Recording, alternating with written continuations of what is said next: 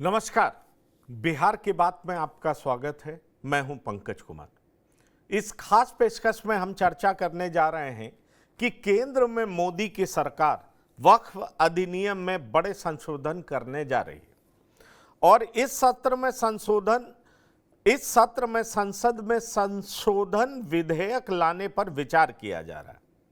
और आपको बता दें कि कैबिनेट की बैठक में वक्फ अधिनियम में 40 संशोधन के प्रस्ताव को मंजूरी दे दी गई है और इस मंजूरी के बाद देश में ही नहीं बल्कि बिहार में भी बवाल होने लगा और कहा जा सकता है कि कांग्रेस के कई मुस्लिम नेता इसका खुलकर विरोध कर रहे हैं। वहीं जेडीयू के मुस्लिम नेताओं ने भी आवाज उठाना शुरू कर दिया।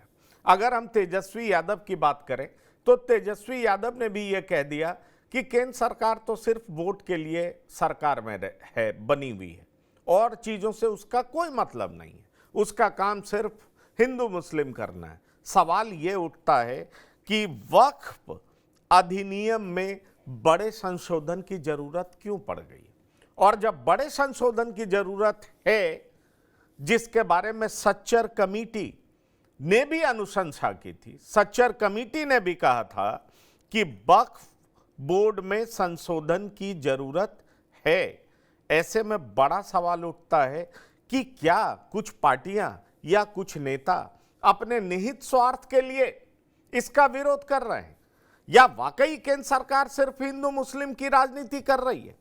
क्योंकि हम आपको बता दें कि सच्चर कमेटी ने कहा था कि वक्फ बोर्ड में पारदर्शिता होनी चाहिए, वक्फ संपत्ति का उपयोग सिर्फ मुसलमान ही कर सकते हैं।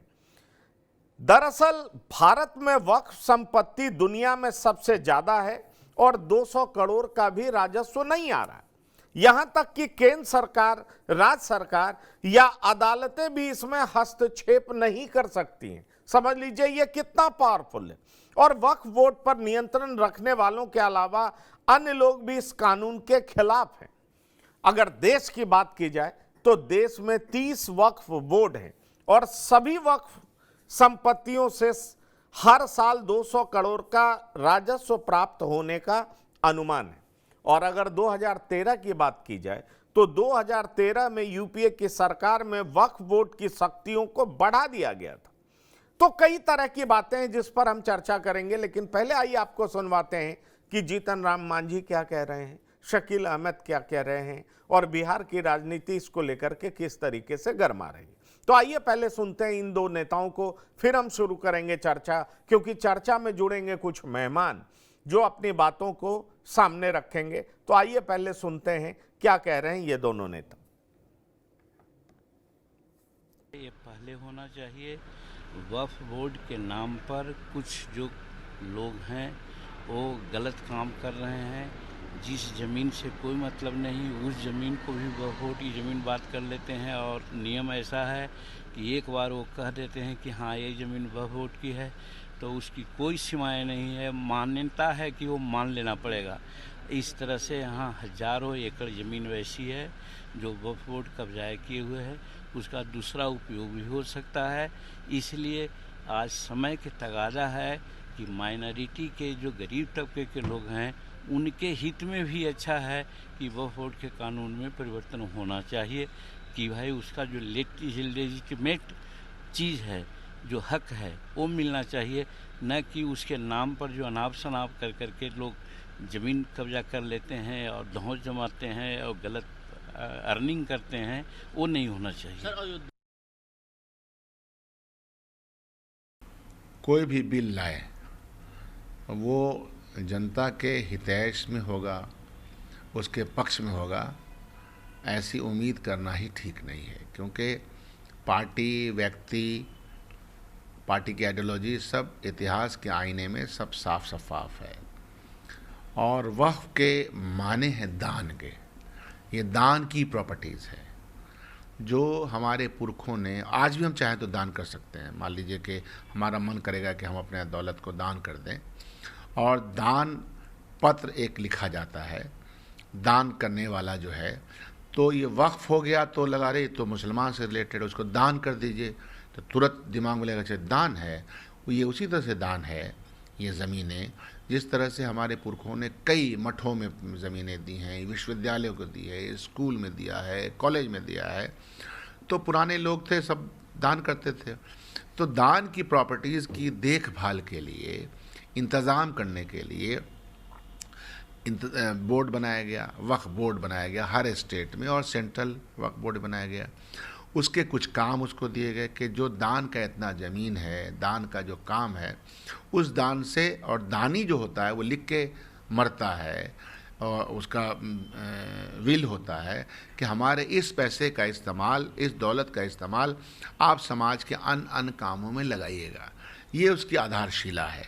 तो भारतीय जनता पार्टी को लगता है कि वक्फ, अच्छा ये उर्दू, फारसी, अरबी नाम टाइप से, तो दिमाग में तो गोबर भरा हुआ है, तो वो उसी दिमाग से काम करते हैं और इसका कानून बना हुआ है।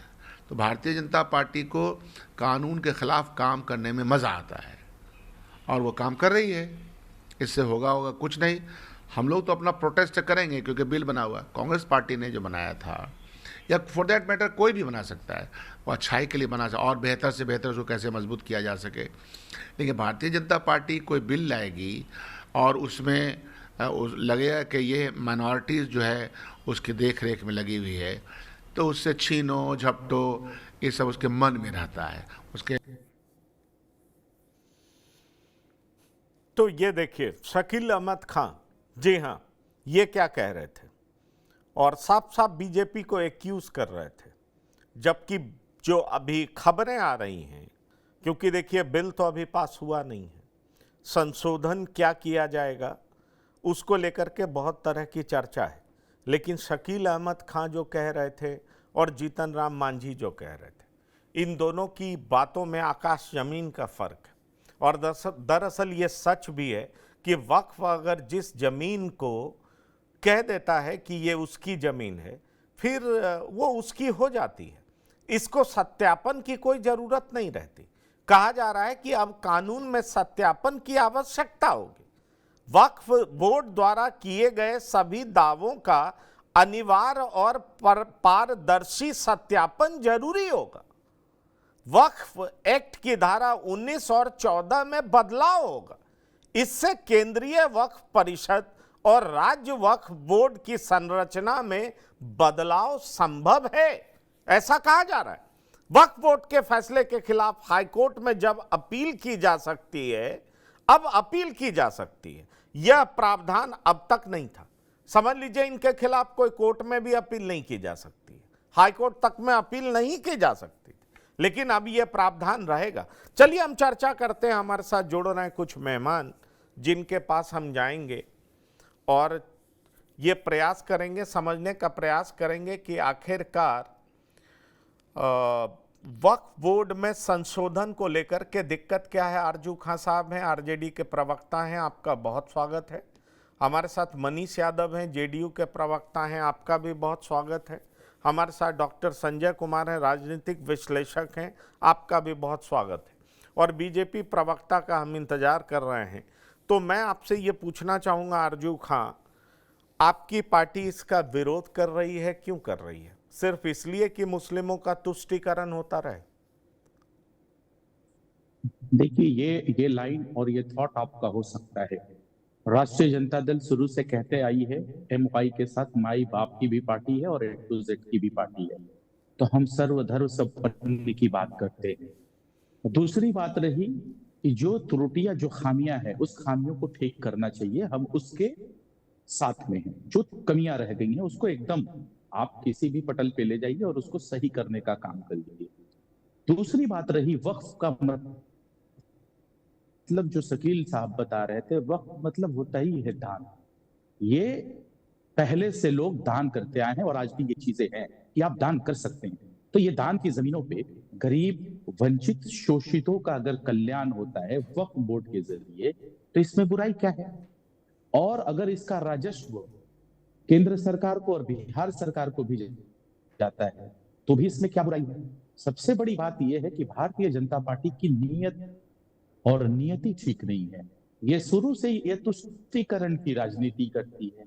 इनको हिंदू मुसलमान का फसाद बैठाना और अपने आप को सत्ता पे बैठे रहना।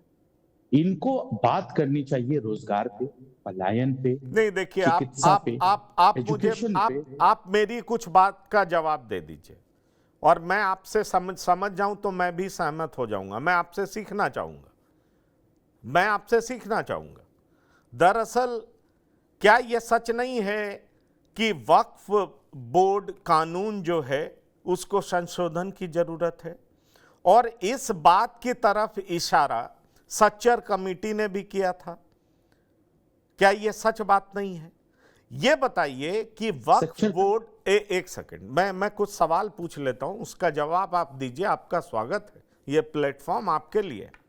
क्या यह सच नहीं है कि भारत में वक्फ संपत्ति दुनिया में सबसे ज्यादा है और यहां तक कि केंद्र सरकार, राज्य सरकार या अदालतें भी इसमें हस्तक्षेप नहीं कर सकती है?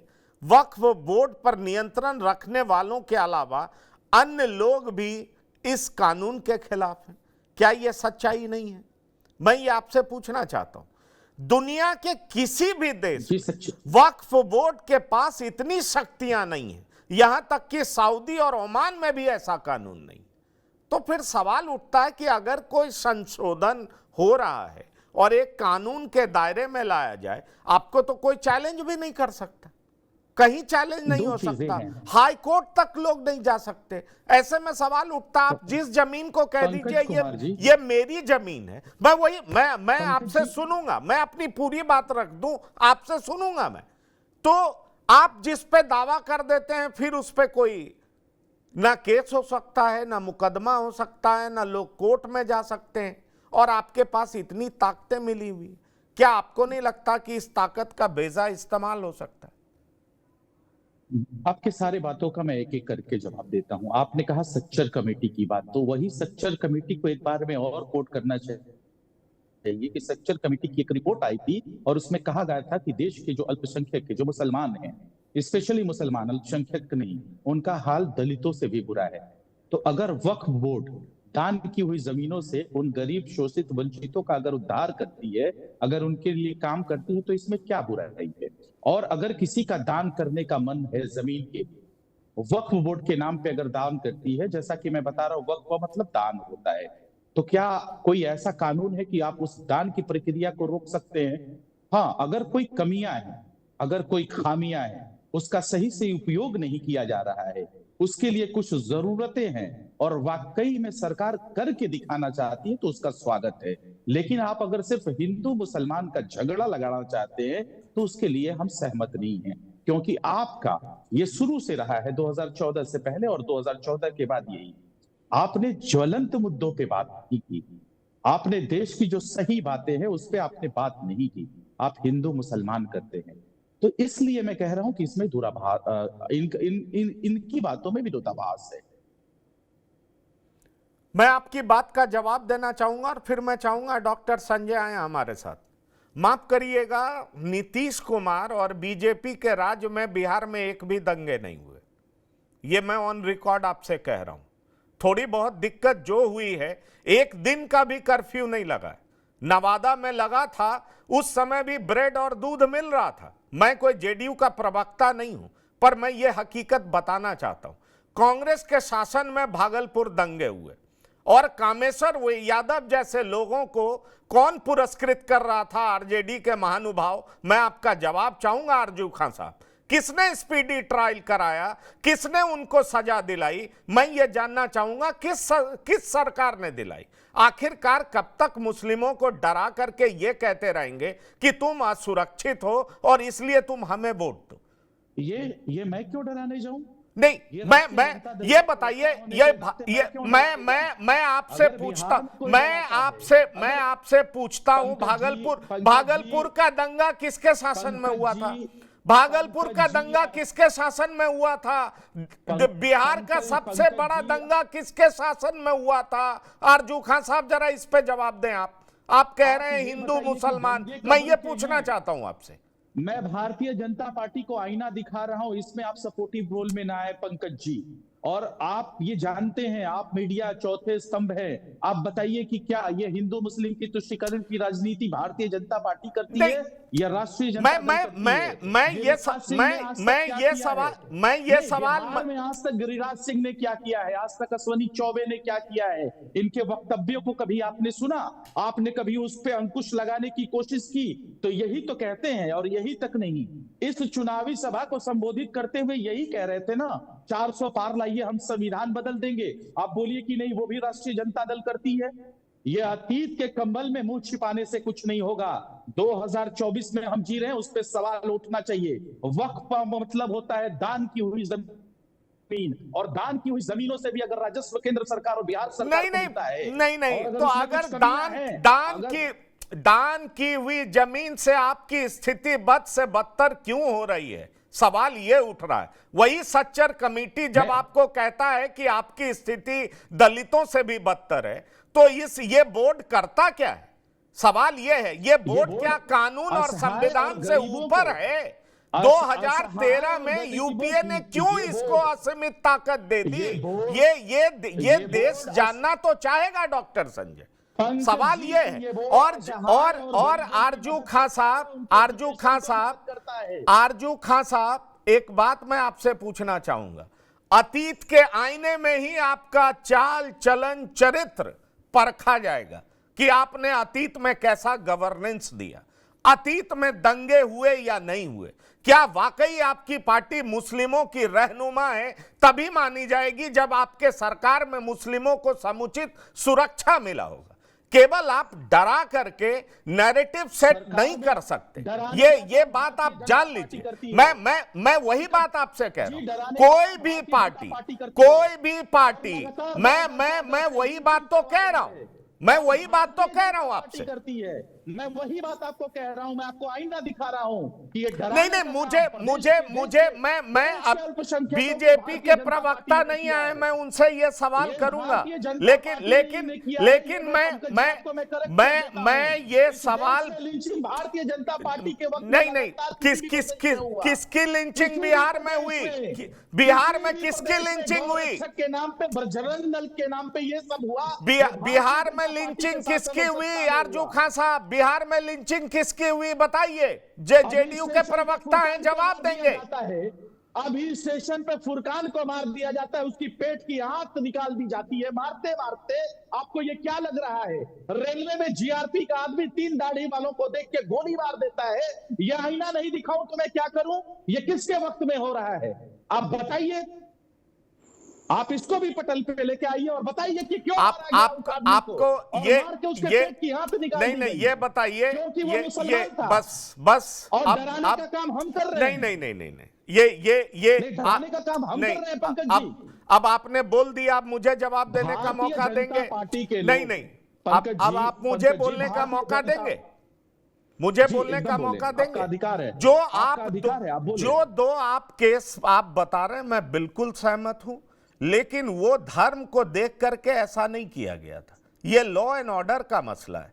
जब धार्मिक उन्माद, धार्मिक विवाद जो दंगाई अभी बांग्लादेश में कर रहे हैं, समझ गए, जो दंगाइयों ने देश में कई दंगों में किया है, चाहे कोई भी हिंदू हो मुसलमान हो, जिसने भी किया, वो जब आप धर्म को देख करके मारने लगते हैं, लूटने लगते हैं, तो उसको दंगा कहा जाता है। वैसे तो कई तरह का क्रिमिनल। अब आप मुझे बोलने दीजिए, 3 आदमी को दाढ़ी देख के मारा गया कि नहीं? देश के प्रधानमंत्री कपड़ा देख के पहचानने की बात करते हैं कि नहीं, कि कपड़े से मैं पहचान लूंगा? ये भारतीय जनता मुझे लगता है मनीष कुमार यादव, आप बेहतर जवाब देंगे। आपके शासन में ये जो कह रहे हैं आरजू खां, क्या आप मुसलमानों के साथ इस तरह का भेदभाव कर रहे हैं?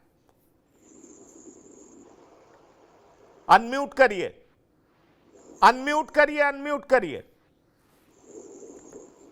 आवाज जा रही है मेरी? हाँ, बोलिए। जा रही है? हाँ। देखिए, सबसे पहले तो मैं बता देना चाहता हूं, आज वक्फ बोर्ड बिल में संशोधन की चर्चा हो रही है।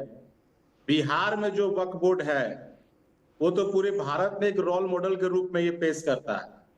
जहां तक संशोधन का मामला है, अभी सदन में बिल पे चर्चा होनी है, क्या उसमें संशोधन होना ना मुझे मालूम है ना आपको मालूम, इसलिए इसे भविष्य पर छोड़ दिया जाए। दूसरी बात, जो आरजू भाई अभी कह रहे थे कि बिहार में मुसलमानों के साथ मारपीट हो रही है, उनके साथ ये सब हो रही है, मैं उनसे पूछना चाहता हूं कि राजद के शासन काल में बताएंगे कितने दंगे हुए, कितने नरसंहार हुए, और आदरणीय लालू प्रसाद जी और आदरणीय राबड़ी देवी जी ने मुसलमानों के लिए कौन सी ऐसी पांच योजना चलाई, वो बताएंगे क्या भाई? तो क्या मुसलमानों के लिए उनके शैक्षणिक, उनके सामाजिक, उनके आर्थिक उन्नति के लिए कौन सी ऐसी योजनाएं चलाई आदरणीय लालू प्रसाद जी और आदरणीय राबड़ी देवी जी ने? उनके पास कोई ऐसे 5 योजनाएं हैं? आज बिहार में आदरणीय नीतीश कुमार जी के नेतृत्व में बिहार में पूरा मुसलमान सुरक्षित हैं और अपने आर्थिक, सामाजिक, शैक्षिक रूप से अपनी उन्नति कर रहे हैं। आज मुसलमानों के लिए काम हो रहे हैं, बिहार में एक भी दंगे नहीं हो रहे हैं इनके शासन काल में। केवल आपने ठीक कहा कि मुसलमानों को डर दिखाकर ये लोग वोट लेने का काम करते हैं, लेकिन उनके जो सामाजिक, आर्थिक, राजनीतिक, शैक्षणिक जो उन्नति होनी चाहिए, उसके एक भी काम ये लोग नहीं करते। ये लोग सिर्फ डराकर वोट लेना चाहते हैं। भारतीय जनता पार्टी के आइडियोलॉजी पे आप चल रहे हैं। अब आपके झांसे में भारतीय जनता पार्टी के गोद में खेल के मुसलमानों के हित बताइए ना, बिहार में भारतीय जनता पार्टी के गोद में खेल के मुसलमानों के हितैषी कैसे हो सकते हैं? आप 3 तलाक पे वॉकआउट करने वाले, आप 3 तलाक पे वॉकआउट करके निकलने वाले और कितने दंगे हुए, आप कैसे हितैषी हो सकते हैं? फुरकान को मारेंगे आप मुझे ये निकाल दी गई और आप बताइए, आप उनकी आर्थिक उन्नति के लिए, उनके सामाजिक उन्नति के लिए, उनके शैक्षणिक उन्नति के लिए कोई योजना तो बताया? आपने केवल भय दिखाकर वोट लेने का काम किया और आपने ठगी का काम किया। इसलिए अब बिहार के मुसलमान आपके झांसे में नहीं। चलिए मुझे लगता है मुद्दे से हम लोग डाइवर्ट हो रहे हैं। मुझे लगता है या वक्फ बोर्ड के खिलाफ रहिएगा, आप ये चीज बताइए। मुझे लगता है मुद्दे से डाइवर्ट हो रहे हैं। सवाल यह है कि मौजूदा कानून के मुताबिक राज्य और केंद्र सरकार वक्फ संपत्तियों में दखल नहीं दे सकती, डॉक्टर संजय। और कहा जा रहा है, जो सूत्रों से खबर बाहर आ रही है वो ये है कि संशोधन के बाद वक्फ बोर्ड को अपनी संपत्ति जिला मजिस्ट्रेट के दफ्तर में रजिस्टर्ड करानी होगी। इसमें आपत्ति क्या है? ताकि संपत्ति का मूल्यांकन हो सके, राजस्व की जांच हो सके। नए बिल में यह भी प्रावधान होगा कि सिर्फ मुस्लिम ही वक्फ संपत्ति बना सकते हैं। बोर्ड के स्ट्रक्चर में बदलाव किया जाएगा और इसमें महिलाओं की भी हिस्सेदारी सुनिश्चित की जाएगी। राज्यों में वक्फ बोर्ड में महिला सदस्य भी शामिल होंगी। ये कई तरह के बदलाव हैं और बदलाव तो सतत प्रक्रिया है, हर चीज में बदलाव होना चाहिए। इसमें गलत क्या है? अगर इस तरह की बातें आ रही है तो इसमें डिस्क्रिमिनेशन कहां है डॉक्टर संजय? हर चीज में विक्टिम कार्ड खेलना कहां तक सही है? देखिए, जमीनी वास्तविकता को बदलते हुए कालखंड में समझने की जरूरत है। वक्फ बोर्ड के पास जो एक आंकड़ा है, उसमें देश में 8.7 लाख जमीनें हैं।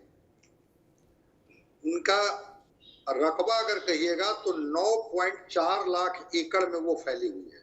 मतलब 9.5 लाख एकड़ जमीनें केवल वक्फ बोर्ड के पास है।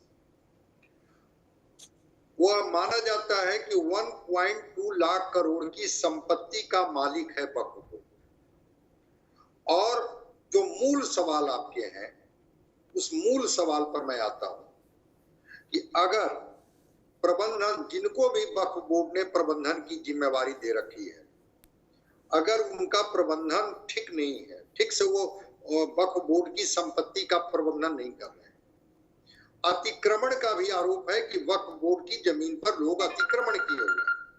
अगर दोनों चीजों को देखा जाए तो इसमें हमको नहीं लगता है कि इसमें कोई बुराई होगी कि अगर वक्फ बोर्ड का मैनेजमेंट ठीक हो जाए, अगर उससे रेवेन्यू जनरेट होने लगे, और जो ऑडिट के दायरे में, अभी तो 200 करोड़ रुपए की बात कर रहे थे, 200 करोड़ रुपया भी नहीं आता है।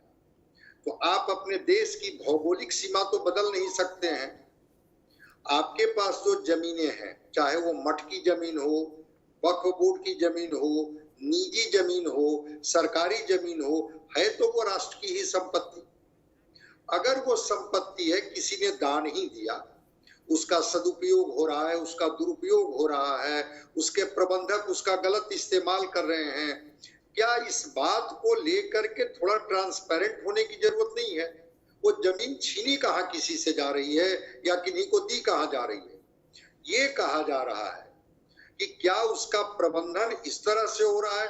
अब 8.5 लाख एकड़ जमीन से 200 करोड़ रुपए का भी इनकम नहीं दिखाया जा रहा है। आखिर उस जमीन पर हो क्या रहा है?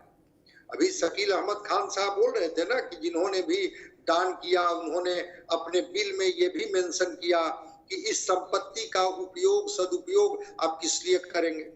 पटना में ही वक्फ बोर्ड की जमीन पर ही अंजुमन इस्लामिया हॉल बना हुआ है, तो लगता है कि हाँ ठीक है, उसका एक उपयोग है।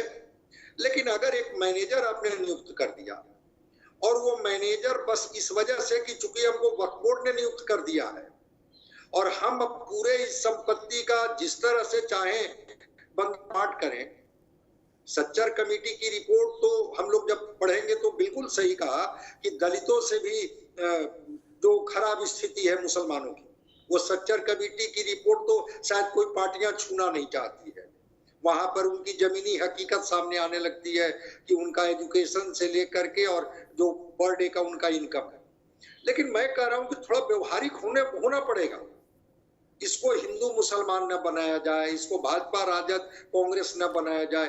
थोड़ी वास्तविकता को समझा जाए कि अगर वक्फ बोर्ड की जमीन है और वो जमीन का प्रोडक्टिव यूज नहीं हो पा रहा है, चाहे वो जमीन दान में ही क्यों न दी गई, तो उस प्रोडक्टिव यूज के लिए अगर कोई संशोधन का बिल आता है, अब वो बिल तो देखते हैं विधेयक पास होने के बाद नहीं, पर डॉक्टर संजय, वो बिल जो भी आता है, पर एक बात है, आशुतोष झा भी जुड़ गए, बीजेपी के प्रवक्ता हैं। मैं आपके पास आ रहा हूं और फिर आप अर्जू साहब आप हाथ उठा रहे हैं, मैं आपके पास भी आऊंगा। 2 मिनट का समय दीजिए बस, और इस सवाल का जवाब आपसे भी लूंगा। ये तो ठीक है ना कि एक धार्मिक बॉडी को असीमित शक्तियां प्रदान की गई हैं, जिसने वादी को न्यायपालिका से न्याय मांगने से भी रोक दिया। इतनी असीमित शक्तियां वक्फ बोर्ड के पास है कि वादी को न्यायपालिका से न्याय मांगने से भी रोक दिया। देश में किसी अन्य धार्मिक संस्था के पास ऐसी शक्तियां नहीं है। वक्फ अधिनियम 1995 की धारा 3 में कहा गया है कि यदि वक्फ सोचता है कि भूमि किसी मुस्लिम की है तो यह वक्फ की संपत्ति है, और वक्फ को इस बारे में कोई सबूत देने की जरूरत नहीं है कि उन्हें क्यों लगता है कि जमीन उनके स्वामित्व में आती। सवाल यह है कि इनको चैलेंज कोर्ट ऑफ लॉ में भी नहीं किया जा सकता, और यह नहीं किया जा सकता तो इनको इतनी असीमित शक्तियां क्यों दी जाए? किसी और धार्मिक रिलीजियस बॉडी के पास ऐसी शक्तियां नहीं है। इसलिए सवाल उठता है कि भाई आप इतनी ताकत लेकर के करेंगे क्या? आप अकाउंटेबल क्यों नहीं होंगे? आप कानून की परिधि में क्यों नहीं आएंगे? ये सवाल तो बनता है। इसमें गलत बात क्या है? मुझे लगता है आशुतोष झा आ गए हैं, ये कुछ बोलेंगे उस पर, फिर मैं अर्जू खां आपसे जवाब लूंगा। आप बोलिए आशुतोष जी, आपका स्वागत है।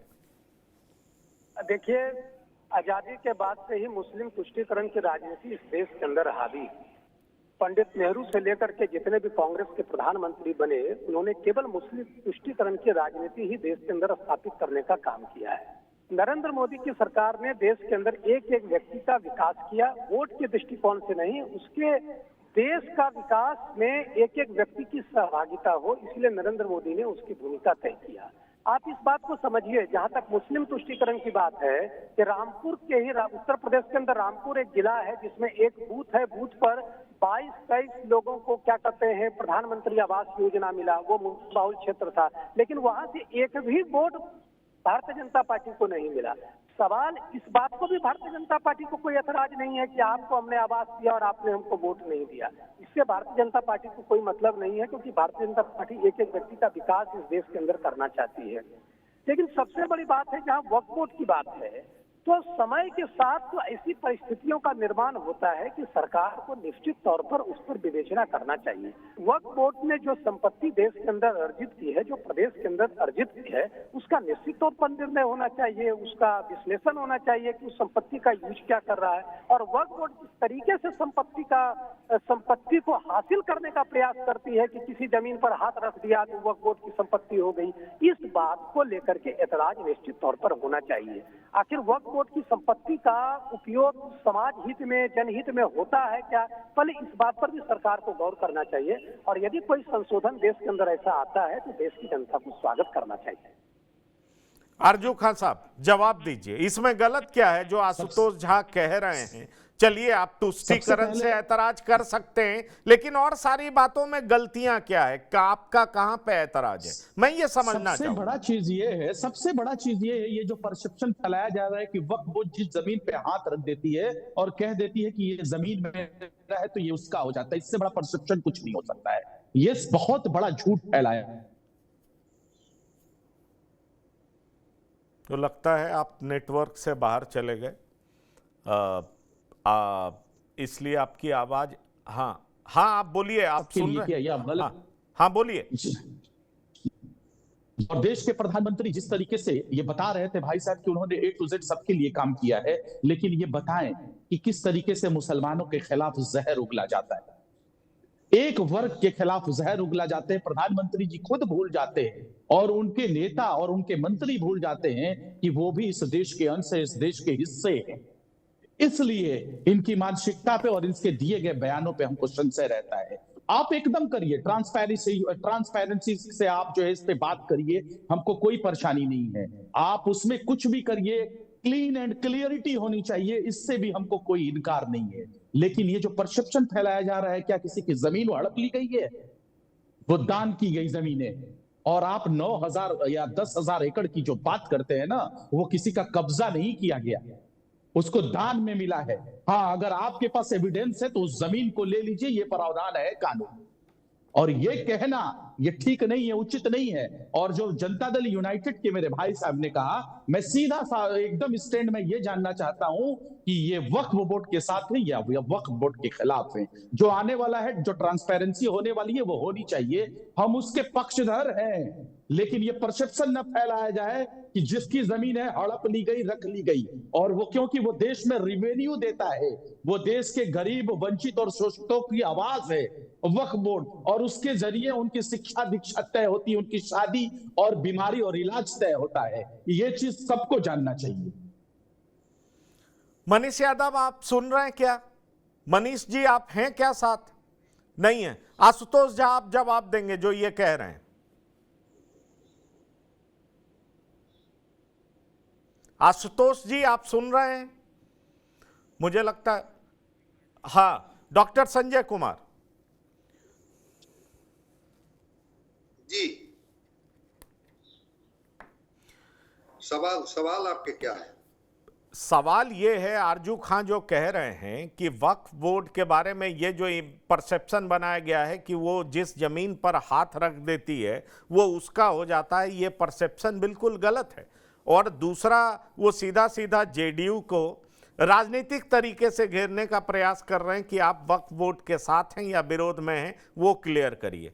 तो निश्चित तौर पर जेडीयू इसमें क्लैरिटी दे पाएगी या नहीं, मनीष यादव से मेरी बात नहीं हो पा रही है, नेटवर्क का इशू है। लेकिन जो ये बात तो साफ कहा जाता है कि बोर्ड के पास वर्तमान में किसी भी संपत्ति को वक्फ संपत्ति घोषित करने का अधिकार है।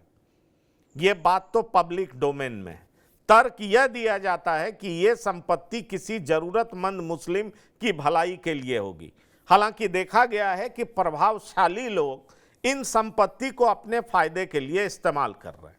कई संपत्तियों को जबरन वक्फ संपत्ति घोषित करने का विवाद भी सामने आया, ये भी सच है और हम इसको सुनते रहे, पढ़ते भी रहे। वक्फ संपत्तियों को विशेष दर्जा दिया गया है जो किसी ट्रस्ट आदि से ऊपर है और यह अधिनियम औकाफ को रेगुलेट करने के लिए लाया गया था। इसलिए डॉक्टर संजय, क्या आपको नहीं लगता कि वक्फ बोर्ड की संपत्ति किसी भी ट्रस्ट की संपत्ति, किसी भी चीज से इसको ऊपर ट्रीट क्यों किया जाता है? वजह क्या है? इसीलिए तो संशोधन की बात की जा रही है, और संशोधन इसलिए किया जा रहा है, जब सब ट्रस्ट का ऑडिट होता है, उसके ऑडिट रिपोर्ट जारी होते हैं, जैसे ही ये वक्फ अधिनियम 1954 जो केंद्र सरकार ने बनाई थी, जब इसमें संशोधन किया जाएगा तब वक्फ बोर्ड की संपत्ति का भी ऑडिट किया जाएगा, वो ऑडिट के दायरे में आ जाएगा।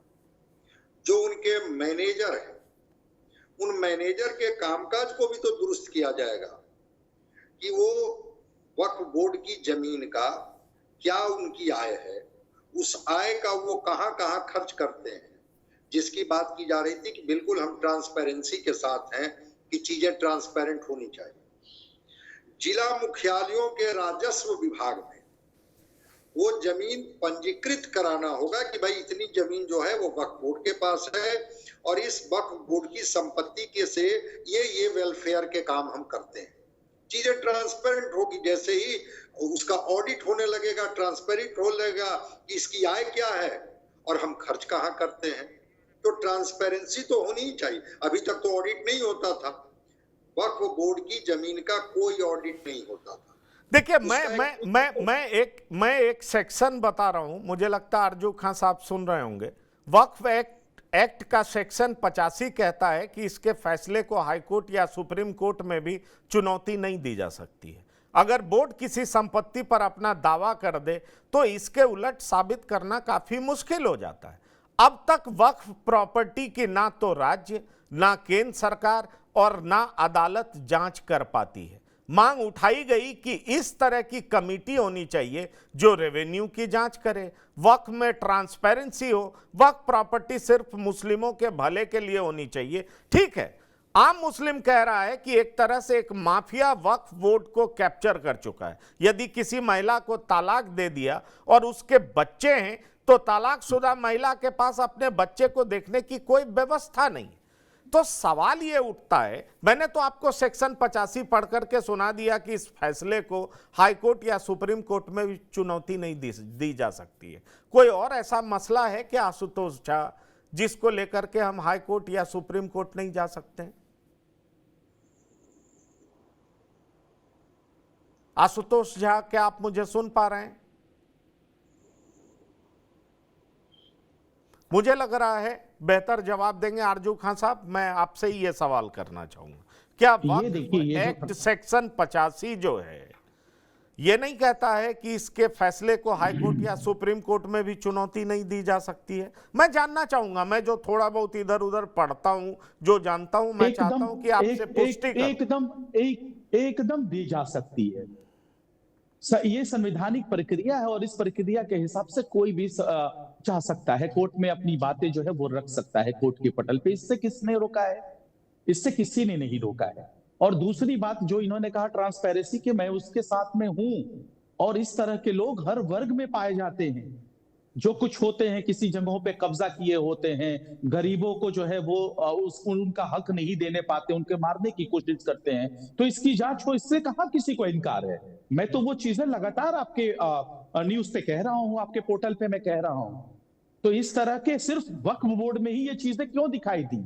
और दूसरी चीज ये है ना, हमको इस जांच से इसमें जो कुछ होने वाले है उससे कोई फर्क नहीं पड़ता है। फर्क हमको भारतीय जनता पार्टी के कथनी और करनी में है, क्योंकि आज तक मैंने देखा है कि इन्होंने जो चीज कहा है वो पटल पे नहीं उतरा और ये पब्लिक डोमेन में है। देश का प्रधानमंत्री पहले जो भी चीज कहते थे उस चीज को देश की जनता मान जाती थी, लेकिन देश के प्रधानमंत्री कहते कुछ हैं, करते कुछ हैं। ये चीज पब्लिक डोमेन में है। मैं उनके जो है इस बात पे मुझे संशय है, मैं उस बात पे मैं आवाज उठा रहा हूं।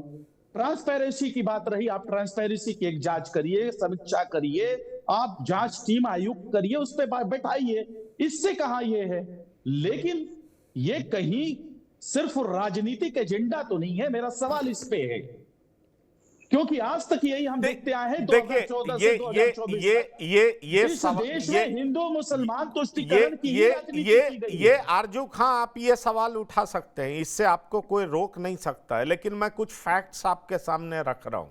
और शायद आप इस फैक्ट्स को सुन करके आप भी समझेंगे कि अगर बीजेपी इस रास्ते में कदम उठाती है या एनडीए सरकार इस रास्ते में कदम उठाती है तो उसका स्वागत होना चाहिए। वक्फ बोर्ड पर कई तरह के आरोप हैं, निजी संपत्ति से लेकर के सरकारी जमीन तक, मंदिर की जमीन से लेकर गुरुद्वारों तक की जमीन पर वक्फ बोर्ड की कार्रवाई विवादों में है।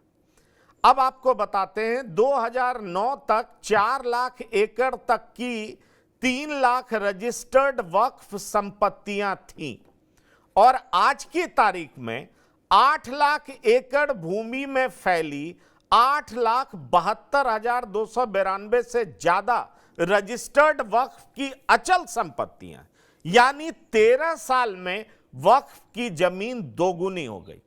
चल संपत्ति 16,713 है और अगर हम देश के सिस्टम पे देखें तो वक्फ बोर्ड की संपत्तियों की अनुमानित कीमत एक 1.2 लाख करोड़ है, ठीक है, लेकिन चाहे सशस्त्र बल के पास जितनी जमीन है और भारतीय रेलवे के पास जितनी जमीन है, उसके बाद तीसरा सबसे बड़ा भूस्वामी वक्फ बोर्ड ही है और वक्फ बोर्ड पे मंदिर, गुरुद्वारा, निजी लोगों की जमीन हड़पने का कई आरोप है। इन आरोपों के घेरे में आप ये बताइए कि देश की कोई ऐसी ट्रस्टपति है जिनके ऊपर ये संगीन आरोप न लगे हो? किसी एक ट्रस्ट का मुझे नाम बता दीजिए। क्या उस ट्रस्ट के खिलाफ हम हाई कोर्ट, सुप्रीम कोर्ट नहीं जा सकते? एकदम जाइए कि हम नहीं जा सकते, ये बता दीजिए। क्या कोर्ट ऑफ लॉ में उसको चैलेंज करने में, उसको कोर्ट ऑफ लॉ में चैलेंज करने में इस तरह की कोई इम्यूनिटी है क्या? मैं आपसे जानना चाहता हूं। मैं आप जो मुझे जानकारी दें उसका स्वागत है, आप बताइए मुझे। पंकज जी, आप एकदम जाइए, इसके साथ में हूं कि अगर कहीं से भी कोई संशय लगता है, कोई अपराध लगता है कि कोई अपराध में संलिप्त है, आपको दबाना चाहता है, आपकी जमीन हड़पना चाहता है, तो एकदम आप कोर्ट जाइए। मैं इसका समर्थन में आपके साथ हूं, लेकिन लगातार ये कह देना कि इतनी जमीनें हो गई, तो क्या वो जमीनें दान की नहीं है? क्या वो जमीनें भारत सरकार की कब्जा कर ली गई है? सबसे बड़ा परसेप्शन तो ये खड़ा किया जा रहा है। अगर आपको उसमें भी संशय है तो आप करिए, लेकिन आप उसके साथ मुझे किसी एक ट्रस्ट का नाम बताइए जिसके ऊपर ये संगीन मामले न जुड़े। कौन सी ऐसी ट्रस्ट है जिसके ऊपर ये अपराध का न लगा हो कि उसने जमीनें अधिग्रहण कर ली या फला जगह से इतने पैसे का गमन हो गया? इतनी ट्रांसपेरेंसी किसी भी ट्रस्ट में नहीं। पर उसका ऑडिटिंग नहीं होता ना, उसका ऑडिटिंग नहीं होता ना। आप कानून से ऊपर है ना, आपको एक अलग विशेष व्यवस्था के तरह एक विशेष व्यवस्था के तरह आपको जो विशेष सुविधाएं दी गई हैं उसका बेजा इस्तेमाल होता है डॉक्टर संजय। और इसलिए चूंकि ये देश में एक कानून सब पर लगे, जो तमाम ट्रस्ट पे लगता है वही वक्फ बोर्ड पे लगे, तो क्या दिक्कत है? क्या कहना चाहते हैं आप? एक तो जो मेरी जानकारी है, जो आप कह रहे थे, वक्फ बोर्ड का एक अपना ट्रिब्यूनल होता है और ट्रिब्यूनल का फैसला होता है, लेकिन आप हाई कोर्ट में जा सकते थे पहले भी। अगर वक्फ बोर्ड कुछ ऐसा करता है जो आप बता रहे थे कि आप हाई कोर्ट में नहीं जा सकते, हाई कोर्ट में जाने का प्रावधान पहले भी था, जो मेरी जानकारी है कि एकदम सही है। और लेकिन दूसरी जो महत्वपूर्ण बात है जिसकी चर्चा मैं करना चाहूंगा कि उसका कोई ऑडिट नहीं होता है। मान लिया जाए कि वक्फ वाले ने, जिन्होंने भी दान की अपनी जमीन, उन्होंने दान इसलिए किया कि ठीक है, जो आगे आने वाली पीढ़ी है वो आने वाली पीढ़ी उसका लाभ ले सके। तो जब तक संशोधन नहीं होगा उसका कोई ऑडिट नहीं होगा। ठीक है, वक्फ बोर्ड ने ही मैनेजर नियुक्त किया, लेकिन वो मैनेजर साहब उसका भेजा दुरुपयोग कर रहे हैं। इस्तेमाल किसी और काम के लिए, कोई और नेक और पवित्र काम के लिए दिया गया था, जिन्होंने भी दान की थी, उसका इस्तेमाल कहीं और हो रहा है। जैसे ही वो बताना शुरू करेंगे कि हाँ, हम इस वक्फ बोर्ड की जमीन से जो फायदा होता है या इस पर जो हम किराए लेते हैं या इस पर जो हम कोई चीज बनाए हुए हैं, इसका उपयोग हम ये कल्याणकारी कामों में करते हैं, तो वो स्वाभाविक तौर पर वो ऑडिट के दायरे में आ जाएगा। और जब ऑडिट के दायरे में आ जाएगा तो ये कहाँ कोई कह रहा है कि वक्फ बोर्ड जो है वह वेलफेयर का काम नहीं करेगा, बिल्कुल करना चाहिए, लेकिन वो जो मैनेजर हैं उन मैनेजर पर उंगली उठ रही है कि वक्फ बोर्ड का फायदा उठा करके आप मैनेजर बन गए और फिर उस जमीन का जो अपना, ये तो फ्रांस में ऐसा होता था कि नोबल को, क्लर्जी को बहुत सारी जमीनें दे दी जाती थी और कहा जाता था कि इस पर कोई टैक्स नहीं लगेगा, लेकिन जो थर्ड स्टेट थे उनके लोगों को था कि आपको टैक्स देना पड़ेगा। तो मैं कह रहा हूं कि वक्फ बोर्ड अगर वेलफेयर के काम के लिए ही बना है, उनकी जमीनें जो दान में दी गई वो भी वेलफेयर के काम पर के लिए है, तो क्या उसका सदुपयोग हो पा रहा है या नहीं हो पा रहा है? मैं इसको लेकर के कह रहा हूं कि इसका ट्रांसपेरेंसी होनी चाहिए। और फिर मैं कह रहा हूं कि सच्चर कमेटी की रिपोर्ट जो हाशिए पर पड़े हुए उसी मुस्लिम समाज के जो लोग हैं, जहां तक विकास की रोशनी नहीं जाती है, क्या वहां तक इस वक्फ बोर्ड की संपत्ति पर क्या उनका अधिकार नहीं है? उन गरीब मुस्लिम परिवारों का अधिकार नहीं है जिनके बच्चे इस वजह से नहीं पढ़ पाते हैं कि उनके पास किताब खरीदने के लिए पैसा नहीं है? कोई बुजुर्ग दम इसलिए तोड़ देता है कि उसके पास दवाई के लिए पैसा नहीं है। जब ऑडिट होगा तो जो उससे पैसे बचेंगे वह तो कल्याणकारी कार्यों में जाएगा, लेकिन अभी तो कोई रिकॉर्ड ही नहीं है। वो बस एक मैनेजर नियुक्त किए गए और मैनेजर जो हैं वो केवल बस वो जो ट्रिब्यूनल है वक्फ बोर्ड के उन्हीं के प्रति जिम्मेवार है। जैसे ही आप ऐसे कैसे कह रहे हैं डॉक्टर संजय जी, आप ऐसे कैसे कह रहे हैं? जो वक्फ बोर्ड प्रदेश की सरकार को और केंद्र की सरकार को राजस्व देती है, खुद आप लोगों ने कहा कि 2 करोड़ के करीब लगभग देती है, तो ये कैसे वो ट्रांसपेरेंसी नहीं है? हाँ, मैं मानता हूं कि सब कुछ होने के बाद भी कुछ गलतियां और कुछ त्रुटियां रह जाती हैं, ये सबके साथ है। मैं आपके सवाल पे जवाब नहीं उठा रहा हूं, मुझे सिर्फ संशय भारतीय जनता पार्टी के विचारों पे है, उसके काम करने के तरीके पे है, ये सबके साथ है। आप बताइए कि अयोध्या में आपने नहीं देखा कि लाखों की जमीन घंटों में करोड़ों की बेच दी गई, लेकिन आप आवाज किसके लिए उठाइएगा? मंदिरों से सोने गायब हो रहे हैं लगातार, ये हर जगह है और इसकी जरूरत हर जगह है, चाहे वो वक्फ बोर्ड की बात हो या किसी और ट्रस्ट की बात हो। मैं इस पे सवाल खड़ा कर रहा हूं कि भारतीय जनता पार्टी की जो मंशा होती है वो हमेशा हिंदू मुसलमान की तुष्टीकरण करने की राजनीति होती है।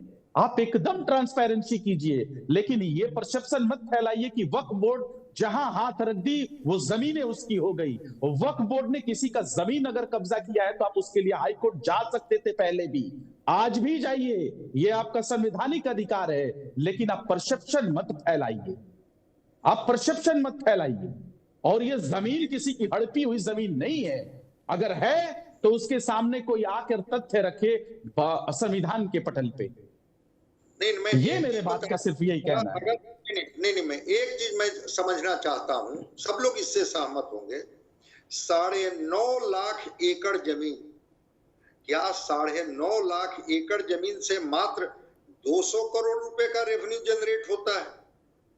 अगर 9.5 लाख एकड़ जमीन को प्रोडक्टिव बना दिया जाए, हो सकता है कि जो मैनेजर नियुक्त किए गए हों वो बड़े साइंटिफिक और बहुत ही प्रोडक्टिव तरीके से उस जमीन का सदुपयोग नहीं कर रहे हों, तो मैं तो इसीलिए आप पटना में रहते हैं डॉक्टर संजय जी, एक चीज मुझे और याद आ गई आपकी बातों से। आप पटना में रहते हैं, हम भी पटना में हैं। वक्फ बोर्ड की जितनी जमीनें हैं, जितने कटरे बने हुए हैं, या फिर आपने अंजुमन इस्लामिया के बात किया, आपने लाइब्रेरी के मैं बात कर रहा हूं, उस पे जाइए और जितने भी वक्फ बोर्ड की दुकानें हैं उनसे पूछिए कि उनका भाड़ा कितना है, तो पता चलेगा कि कोई 250 देता है, कोई 300 रुपए देता है, कोई 50 रुपए भी देता है, जो वक्फ बोर्ड की जमीनों पे जो दुकान है। तो ये बताइए कि जिस हिसाब से, जिस तरीके से गरीब लोगों को दुकानें दी गई हैं, आप अंजुमन इस्लामिया में किसी और जगह चले जाइए, आप शादी करिए, आपको एक दिन का, आपको एक रात का 2.5 से 5 लाख रुपए देना होता है मैरिज हॉल में। अंजुमन इस्लामिया आज भी 20,000 22,000 में एक शादी संपन्न करवा देती है। तो ये बताइए कि जिस हिसाब से उसकी आमदनी है उसी हिसाब से रिवेन्यू देगा या नहीं देगा, ये भी जानने की चीज है और इस चीज को जानना चाहिए सबको।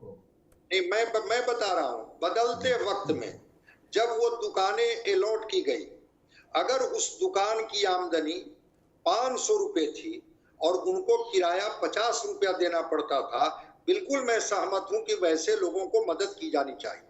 लेकिन अगर उनकी पर डे की आमदनी अगर 5,000 रुपया है और वो महीने का किराया उस दुकान का वक्फ बोर्ड की जमीन पर 50 रुपया देते हैं, क्या उनका किराया बढ़ना चाहिए या नहीं बढ़ना चाहिए?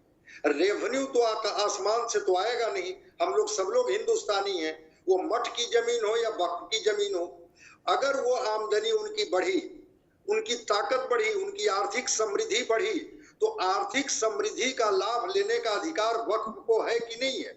अगर है तो फिर इस बार की समीक्षा होनी चाहिए कि नहीं होनी चाहिए? बिल्कुल शादियों में 22,000 में मिले, बच्चों को पुस्तकालयों में निःशुल्क शिक्षा मिले, मैं सहमत हूं, लेकिन अगर वक्फ बोर्ड की जमीन आज से 50 साल पहले किन्हीं के दादा को अलॉट कर दी गई, आज भी वही 50 रुपया दे करके और उस जमीन पर है, जबकि उनकी पर डे की आमदनी 5,000 है, 10,000 रुपया है, 15,000 रुपया है, अगर उनके किराए को बढ़ा के 300 रुपया कर दिया जाएगा, मैं समझता हूं कि उनको भी कोई आपत्ति नहीं होगी और आपका भी रेवेन्यू बढ़ जाएगा। आप तो वेलफेयर का काम कर रहे हैं ना, इसलिए आपके रेवेन्यू को लेकर के कहां सवाल है, आपके ट्रांसपेरेंसी को लेकर ये चलिए ये बहुत सारा पॉइंट डिबेटेबल है। मैं एक चीज डॉक्टर संजय आपसे पूछना चाहूंगा, क्योंकि आरजू खां मनीष यादव से पूछना चाह रहे थे, मनीष यादव ने जवाब नहीं दिया। क्या आपको लग रहा है कि बीजेपी की तमाम एलाइज जो घटक दल है, ये वक्फ बोर्ड विधेयक संशोधन जो आने वाला है उसको लेकर के हैरान है, परेशान है, वो समझ नहीं पा रहा कि इसके बारे में वो क्या बोले? क्योंकि जेडीयू में भी मुस्लिम नेता आवाज उठा रहे हैं, बाकी लोग चुप हैं।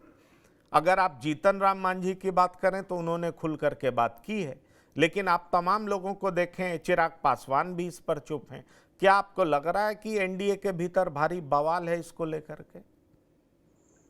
देखिए, अगर बिल में कुछ वैसी बातें होंगी जो टारगेटेड होगी कि नहीं, एक समुदाय को टारगेट कर करके बिल में बहुत सारे संशोधन अगर किए जाएंगे तो स्वाभाविक है कि जो इनके एनडीए के जो पार्टनर हैं, आज तो बलियाबी साहब ने विरोध किया है, जेडीयू के हैं कि हम इसके, गुलाम गौस ने भी किया, गुलाम गौस ने भी किया है। तो अगर वो गुलाम गौस साहब ने किया, बलियाबी साहब ने किया, तो एनडीए के भीतर तो आवाज होगी ही ना। फिर तो होगा कि जो भी धार्मिक ट्रस्ट हैं, चाहे वो हिंदुओं का हो, बौद्धों का हो, मुसलमानों का हो, सिखों का हो, जैनों का हो, सबको आप ट्रांसपेरेंट कीजिए। लेकिन अगर किसी एक को आप टारगेट करते हैं कि वही गड़बड़ी है और बाकी जगह सब कुछ आदर्श स्थिति है, तो निश्चित रूप से इनके पार्टनर सवाल उठाएंगे और मुझे लगता है कि इसकी आवाज की शुरुआत हो गई है।